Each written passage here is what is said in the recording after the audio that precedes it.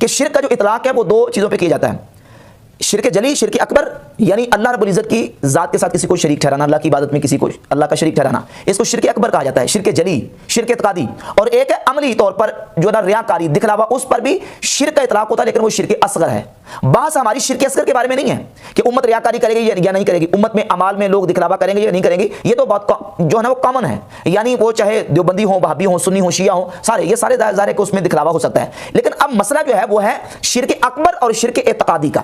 شرک جلی کا، کہ کیا یہ امت جو ہے وہ شرک جلی میں اکثری طور پر اور عمومی طور پر گرفتار ہوگی یا کہ نہیں۔ تو اس میں سرکار دو عالم صلی اللہ علیہ وآلہ وسلم کی واضح احادیث موجود ہے۔ حضور کو سب سے زیادہ اپنی امت پر جس چیز کا خطرہ اور خوف تھا وہ تھا ریاکاری کا، جس کو شرک اصغر کہا جاتا ہے۔ اگر حضور علیہ الصلوۃ والسلام کو اپنی امت پر شرک اکبر اور شرک جلی کا خوف ہوتا تو حضور اس کا ذکر کرتے، حضور اس کا نام لیتے۔ مسند احمد ابن حنبل میں 23119 نمبر حدیث ہے، دارالاحیاء التراث العربی بیروت سے جو چھپی ہوئی اس کا والا، اور وہابیوں کی ایپ اسلام 360 میں مشکات میں 5334 نمبر حدیث ہے۔ رسالت امام صلی اللہ علیہ وآلہ وسلم کے صحابی حضرت محمود بن لبید رضی اللہ تعالیٰ فرماتے ہیں کہ نبی پاک صلی اللہ علیہ وآلہ وسلم نے فرمایا ان اخوف ما اخاف علیکم الشرک الاصغر، مجھے تم پر سب سے زیادہ جس چیز کا خوف ہے وہ ہے شرک اصغر۔ صحابہ نے عرض کی یا رسول اللہ ما الشرک الاصغر، شرک اصغر کیا ہے؟ قال الریا، تو نبی کریم صلی اللہ علیہ وآلہ وسلم نے فرمایا ریاکاری، یعنی مجھے سب سے زیادہ تم پر جس چیز کا خوف ہے وہ کیا ہے؟ ریاکاری۔ اگر حضور کو اپنی امت پر شرک اکبر یا شرک جلی کا خوف ہوتا تو سرکار یہ فرما سکتے تھے کہ مجھے تم پر سب سے زیادہ شرک اکبر کا خوف ہے، کہ تم درختوں کی پوجا کرو گے، تم جو ہے وہ پتھروں کی پوجا کرو گے، تم قبروں کی عبادت کرو گے۔ نہیں فرمایا، ایسے نہیں فرمایا، بلکہ فرمایا کہ مجھے تم پر سب سے زیادہ خوف جو ہے وہ ریاکاری کا ہے۔ اب سوال یہ پیدا ہوتا ہے کہ کیا شرک اکبر کا اپنی امت پر خوف ہے؟ اس پر کوئی حضور علیہ الصلوۃ والسلام کا فرمان موجود ہے؟ تو صحیح بخاری اور صحیح مسلم کی متفقن علیہ، صحیح بخاری میں 6 مقامات پر یہ حدیث ہے، اس میں سے 1344 نمبر، اور صحیح مسلم میں 2296 نمبر، متعدد مقامات پر یہ حدیث موجود ہے کہ نبی کریم صلی اللہ علیہ وآلہ وسلم نے اللہ کی قسم بیان کر کے فرمایا انی واللہ ما اخاف ان تشرکوا بعدی ما اخاف علیکم ان تشرکوا بعدی، فرمایا مجھے اللہ کی قسم مجھے اس بات کا تم پر خوف نہیں ہے کہ تم میرے بعد شرک کرو گے، ولکن ان تنافسوا فیہا، ہاں مگر یہ کہ تم دنیا میں پھنس جاؤ گے، دنیا کی محبت میں پڑ جاؤ گے، یہ دنیا کا تم پر مجھے خوف ہے، لیکن تمہارے اوپر مجھے اس بات کا خوف نہیں ہے کہ تم میرے بعد شرک میں پڑ جاؤ گے یا شرک میں مبتلا ہو جاؤ گے۔ شرک اکبر کی حضور نے نفی کر دی، اور شرک اصغر یعنی ریاکاری اس کے خوف کا اور اندیشے کا اظہار فرما دیا۔ تو یہ واضح ہے کہ نبی کریم صلی اللہ علیہ وآلہ وسلم کو اپنی امت پر شرک اکبر اور شرک اعتقادی کا خوف نہیں ہے۔ اگر امت کی اکثریت اور عمومی امت جو ہے وہ شرک میں گرفتار ہو جانی ہوتی تو سرکار دو عالم صلی اللہ علیہ وآلہ وسلم سب سے زیادہ اس بات کے خوف کا اظہار کرتے، لیکن ایسا نہیں فرمایا۔ یہ واضح دلیل ہے۔ اور اس کے ساتھ ساتھ ایک حدیث صحیح مسلم میں، مسند احمد ابن حنبل میں اور جامع ترمذی میں اور دیگر کتب حدیث میں صحیح حدیث ہے، متعدد طرق کے ساتھ مختلف الفاظ کے ساتھ یہ حدیث ہے۔ صحیح مسلم میں 7103 نمبر حدیث، اس میں لفظ یہ ہے کہ نبی کریم صلی اللہ علیہ وآلہ وسلم نے ارشاد فرمایا ان الشیطان قد ایس ان یعبد المصلون فی جزیرۃ العرب ولکن فی التحریش بینہم، فرمایا کہ شیطان اس بات سے نا امید ہو چکا ہے کہ جزیرہ عرب کے نمازی اس کی عبادت کریں۔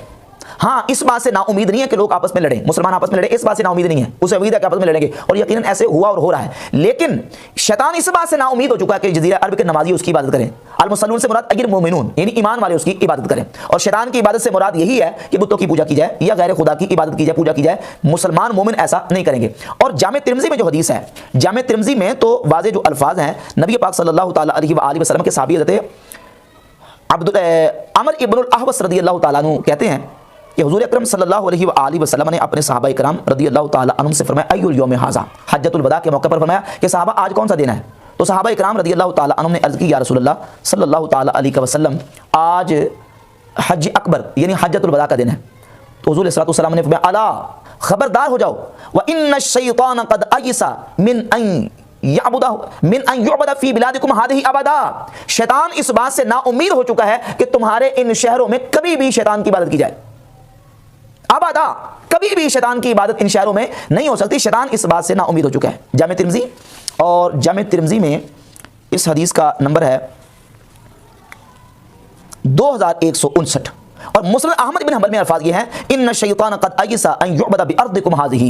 فرمایا کہ شیطان اس بات سے نا امید ہو چکا ہے کہ تمہاری اس زمین یعنی جو جزیرہ عرب ہے اس میں شیطان کی عبادت کی جائے، شیطان اس بات سے نا امید ہو چکا ہے۔ یہ مسند احمد ابن حنبل میں 8522 نمبر حدیث ہے، دارالاحیاء التراث العربی بیروت سے جو کتاب چھپی ہے۔ تو بحمد تعالی ان احادیث سے یہ بات بالکل واضح ہوتی ہے کہ امت مصطفیٰ جو ہے وہ عمومی طور پر شرک میں گرفتار نہیں ہو سکتی، یہ امت توحید ہے۔ اور ایک بڑی واضح اور صاف حدیث جو کہ مسند احمد ابن حنبل میں 16 3671 نمبر جو دار احیاء تراث العربی بیروت سے چھپی ہے، اور ایک اور دوسری جو مسند احمد بن حنبل غیر مقلد احمد شاکر کی تحقیق کے ساتھ اور حمزہ احمد زین کی تحقیق کے ساتھ شائع ہوئی ہے، اس میں 17056 نمبر اس حدیث کا نمبر ہے، اور محقق غیر مقلد نے اس کو کہا اسنادہ حسن، اس کی سند حسن ہے، اور وہ حدیث یہ کہتے ہیں شداد بن اوس رضی اللہ تعالیٰ عنہ نبی پاک صلی اللہ تعالیٰ علیہ وآلہ وسلم کے صحابی، وہ کہتے ہیں نبی پاک علیہ الصلوۃ والسلام کی بارگاہ اقدس موجود تھا تو حضور نے فرمایا کہ اتخفف علی امتی الشرک والشہوۃ الخفیہ، مجھے اپنی امت پر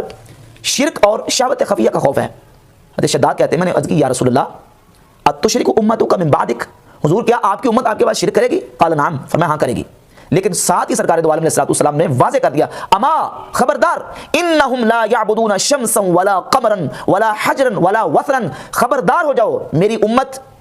سورج کی پوجا نہیں کرے گی، چاند کی پوجا نہیں کرے گی، اور پتھروں کی اور بتوں کی پوجا نہیں کرے گی، ولیکن یراؤون باعمالہم، ہاں اور وہ لیکن اعمال میں ریاکاری کرے، ریاکاری کریں گے، دکھلاوا کریں گے، لیکن چاند کی، سورج کی، پتھروں کی اور بتوں کی پوجا ہرگز نہیں کریں گے۔ نبی کریم صلی اللہ علیہ وآلہ وسلم نے ان چیزوں کی نفی فرما دی، ریاکاری کریں گے لیکن ان چیزوں کی عبادت نہیں کریں گے۔ اب یہ جو حدیث ہے غیر مقلد احمد شاکر کی تحقیق کے ساتھ جو مسند احمد بن حنبل چھپی ہے، اس میں بھی اس حدیث کو اسنادہ حسن کہا گیا، اور امام حاکم نے مستدرک الصحیحین کی جلد 5 صفحہ نمبر 248 پر 8106 نمبر حدیث یہ بیان کی ہے، اور اس حدیث کو امام حاکم نے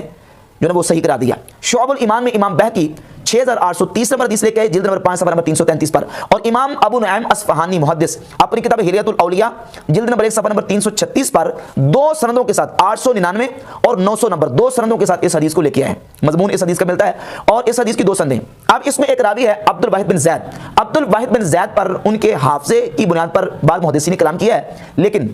ان کے 2 متابع موجود ہیں۔ ایک متابع ہے خالد بن محمود بن الربی جو کہ ہلیۃ الاولیاء میں 899 نمبر روایت کے اندر موجود ہے، اور ان کا ایک متابع حسن بن زکوان جو کہ سنن ابن ماجہ میں 4205 نمبر حدیث میں موجود ہے، لہذا ان 2 متابع کی بنیاد پر بھی یہ حدیث کم از کم درجہ حسن کو پہنچتی ہے۔ تو نبی پاک صلی اللہ تعالیٰ علیہ وآلہ وسلم کی ان واضح احادیث سے یہ بات ثابت ہوتی ہے کہ امت مصطفیٰ عمومی اور اکثری اور مجموعی طور پر شرک میں گرفتار نہیں ہو سکتی۔